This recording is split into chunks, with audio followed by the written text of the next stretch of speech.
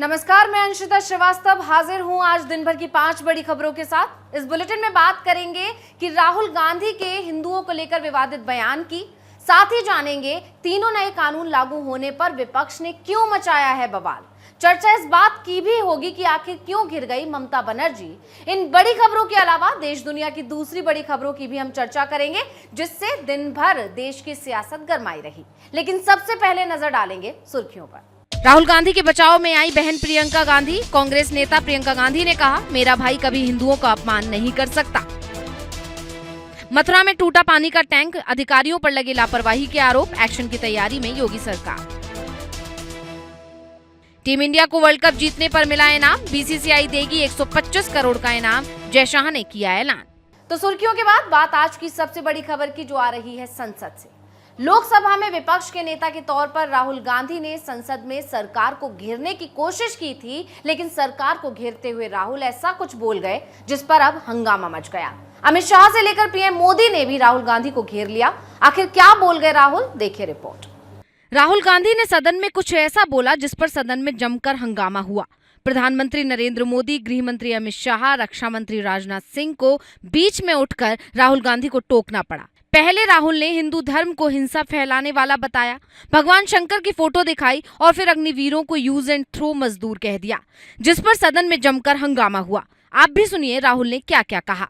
शिव जी कहते हैं डरो मत, डराओ मत, अभय मुद्रा दिखाते हैं, अहिंसा की बात करते हैं, त्रिशूल को जमीन में गाड़ देते हैं, और जो लोग अपने आप को हिंदू कहते हैं वो 24 घंटा हिंसा हिंसा हिंसा, नफरत नफरत नफरत, असत्य सत्य असत्य।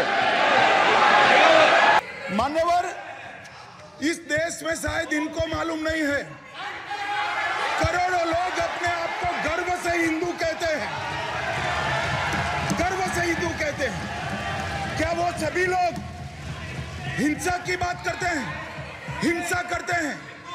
हिंसा की भावना को किसी धर्म के साथ जोड़ना, और इस सदन में और संवैधानिक पद पर बैठे हुए व्यक्ति ने, मैं मानता हूं मान्यवर, उन्होंने इसकी माफी मांगनी चाहिए। विषय बहुत गंभीर है। पूरे हिंदू समाज को हिंसक कहना ये गंभीर विषय है। राहुल के इस बयान से कहीं हिंदूवादी संगठन ही अब नाराज ना हो जाएं और उनके खिलाफ कहीं मोर्चा ना खोल दें।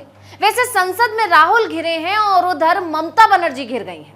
पश्चिम बंगाल से सामने आए इंसानियत को शर्मसार करने वाले इस मामले ने बीजेपी के हाथ बड़ा मुद्दा दे दिया है। वहीं विरोधी तो इस घटना की तुलना अब मणिपुर से कर रहे हैं।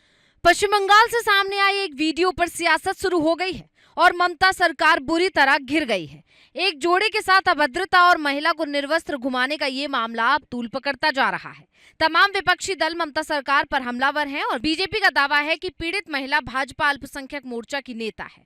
अब मुद्दा गरमाने के बाद बीजेपी सांसद कंगना रनौत ने भी प्रतिक्रिया दी है और ममता बनर्जी सरकार पर कड़ा प्रहार किया है।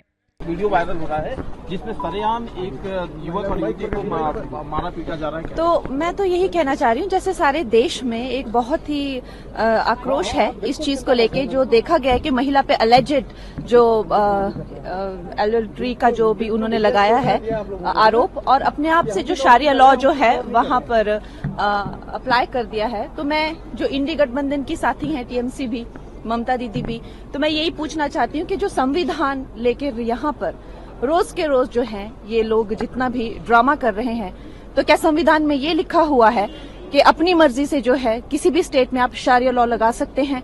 उनके जो विधायक हैं वो कहते हैं कि हम एक मुस्लिम स्टेट हैं, तो क्या अपनी मर्जी से आप धर्म के आधार पर किसी भी स्टेट को जो है मुस्लिम निर्धारित कर सकते हैं, वहां पे शारिया लॉ लगा सकते हैं?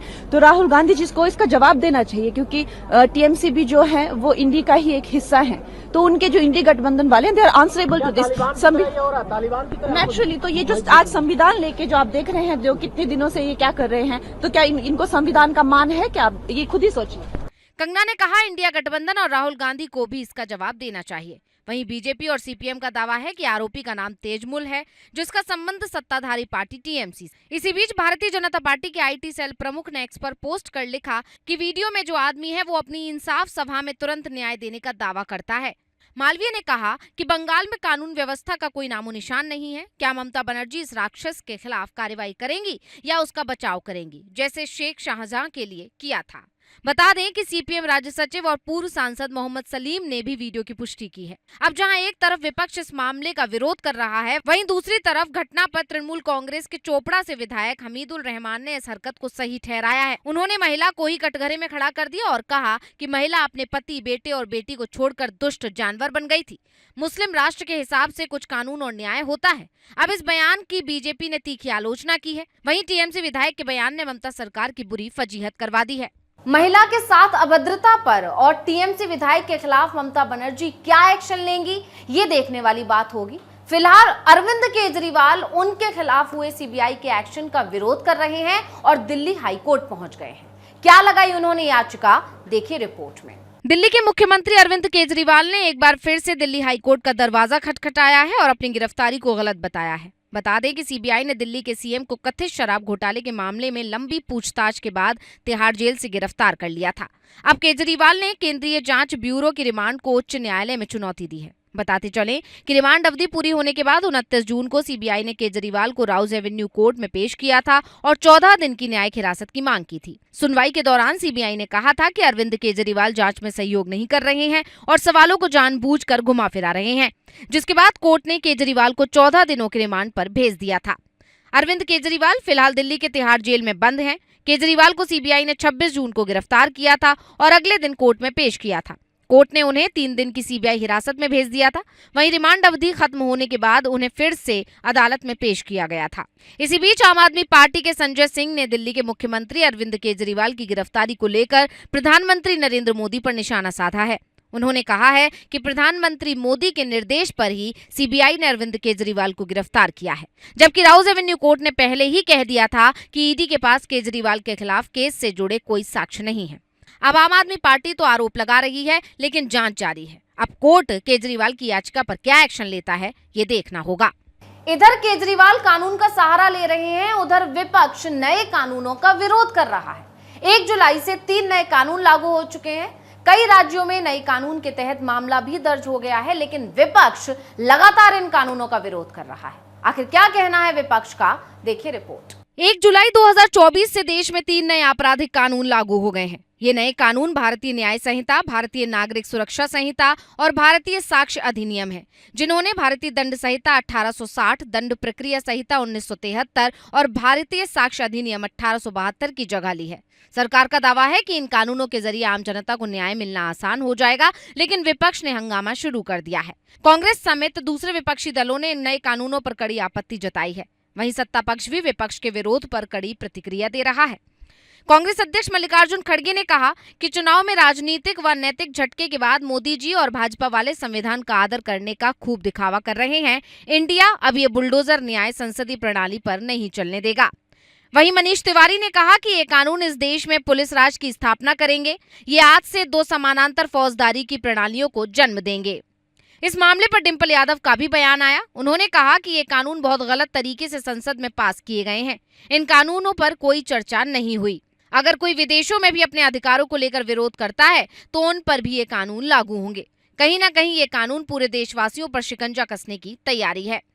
वहीं कांग्रेस सांसद राजीव शुक्ला ने कहा कि विपक्ष की मांग है कि उसमें कई ऐसे खंड हैं जिन पर पुनर्विचार होना चाहिए, लेकिन सरकार नहीं मान रही है। इंडिया गठबंधन का संपूर्ण विपक्ष का प्रदर्शन था आज, क्योंकि जो है पहले आम आदमी पार्टी वाले कर रहे थे यहाँ पे, तो हुआ कि भाई सारे इंडिया गठबंधन को एकजुट होकर प्रदर्शन करना चाहिए एजेंसियों के मामले पे, तो उस पे जो है उन्होंने प्रदर्शन किया था। हाँ, विपक्ष की मांग है कि उसमें कई क्लाज ऐसे जिन पे पुनर्विचार होना चाहिए, लेकिन सरकार अभी इसमें मान नहीं रही है और लागू कर रही है। इसके अलावा नए आपराधिक कानूनों पर आप नेता राघव चड्ढा का भी बयान आया। उन्होंने कहा पहले इसका एक रिव्यू होना चाहिए, कानून को इतने आनन फानन में लागू नहीं करना चाहिए।